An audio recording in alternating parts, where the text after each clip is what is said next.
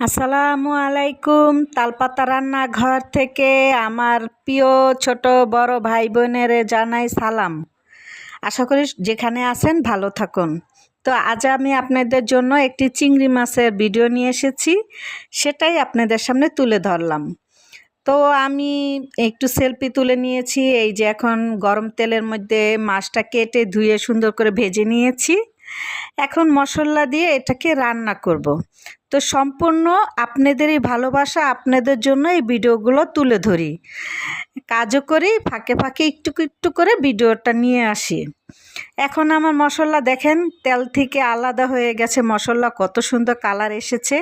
চিংড়ি মাছটা দিয়ে দিলাম, কিন্তু ধনেপাতাটা না দিলে মনে হয় কি রান্নাটা সম্পূর্ণ হয় না, মনের ভিতরে খুসখুসানি থেকে যায়। তারপর আমি আবার ধনেপাতা আনলাম, পরে দিলাম। এখন মনে একটু শান্তি পেলাম, মনে হয় কি ধনেপাতাটা দিলে একটু সুবাস আসবে, একটু ঘ্রাণ লাগবে, খাবারটা আর একটু জোসি হবে। তো যাই হোক, এই যে আমার রান্না করা শেষ। এখন আমি এটাকে বাটিতে বেড়ে নিব, কড়াই থেকে বাটিতে নিয়ে আসছি।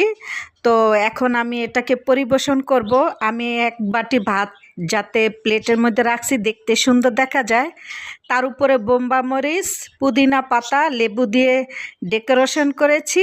আরেকটি মাছ তুলে আপনাদের পাশেই আমি খাবো। তো এই সময়কার আপনাদেরকে আড়ালেই ছিলাম।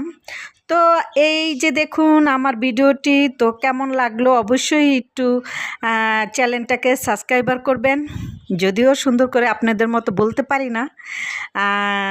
যে যেখান থেকে দেখছেন ভালো থাকুন, আর আমার ভিডিওটি একটু লাইক কমেন্ট করে দিবেন, আর একটু পাশে থাকবেন। কেমন হলো জানাবেন। আজকের ভিডিও এই পর্যন্তই। আল্লাহ হাফেজ আমার বন্ধুরা।